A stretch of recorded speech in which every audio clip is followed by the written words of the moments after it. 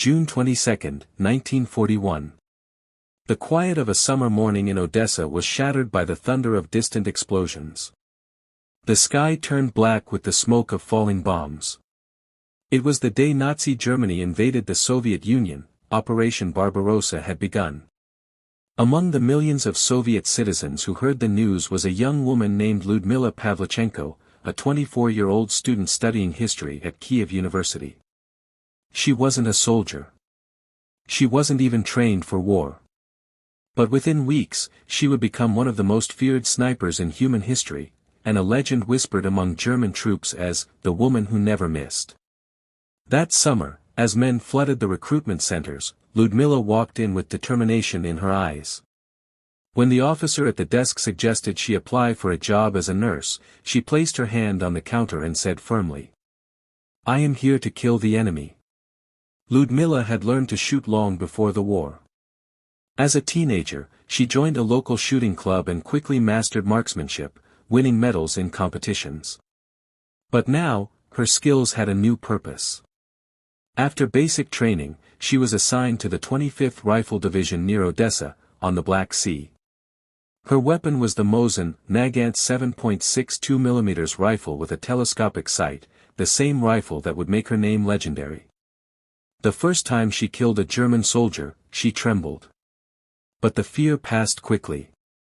She later said, "A real sniper has to think like a hunter. Every enemy is a target that must not be missed." Her unit moved constantly, living among the ruins, hiding in craters, crawling through mud and rubble. She learned to stay still for hours, watching, waiting. Every pull of the trigger was a measured act of revenge. Within weeks, her kill count climbed to 100. Then 200. Her comrades began to whisper that she had the patience of death itself. The Germans started to fear her. They called her Lady Death. By the end of 1941, the battles around Odessa were brutal. The Germans poured artillery and troops into the city. Lyudmila, now a seasoned sniper, hunted officers, machine gunners, and scouts, the men who gave orders. She would lie motionless in the dirt, sometimes for days, her rifle wrapped in burlap to hide its shine. Snow, rain, or heat, nothing broke her focus. Her hands were steady, her breathing silent. She worked in pairs, one spotter, one shooter. When her partner was killed beside her, she didn't flinch. She simply adjusted her scope, found the enemy sniper who fired, and ended him with a single shot. Each day she marked another tally on the stock of her rifle. Her reputation spread through the ranks. Soviet commanders used her story to inspire other soldiers, printing her name in newspapers. She became a living legend, proof that Soviet women could fight with as much fury as any man. But Lyudmila wasn't chasing fame. She was chasing justice, for every friend she buried, for every home destroyed.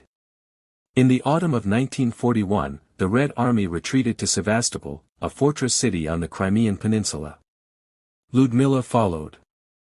There, the Germans launched one of the most relentless sieges of the war, 8 months of bombing, shelling, and close combat. Lyudmila spent her days moving between ruined bunkers and sniper nests, targeting enemy officers who dared to expose themselves. Her kill count passed 300.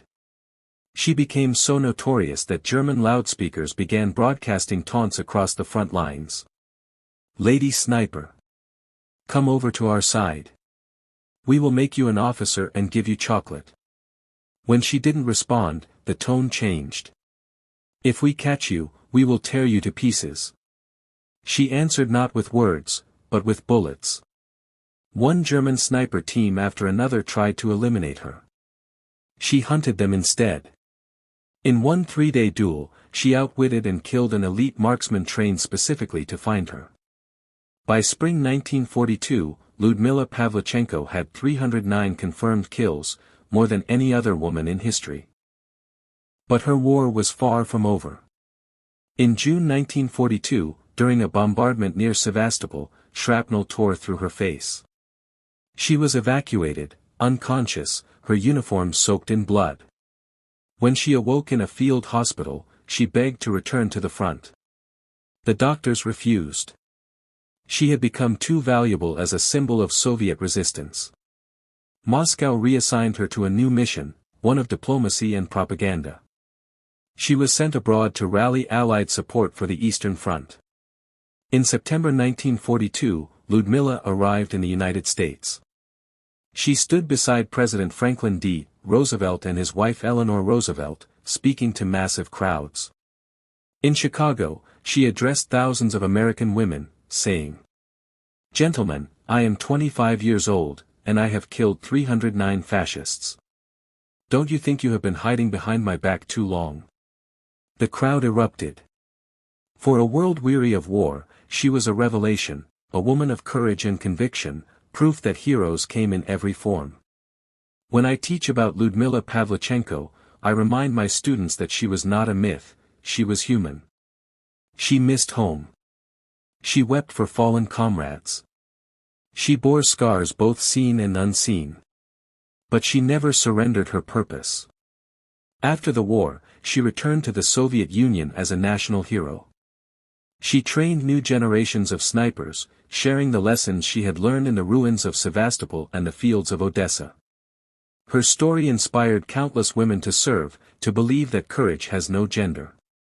When she died in 1974, she was honored with full military rights, the quiet hunter laid to rest at last.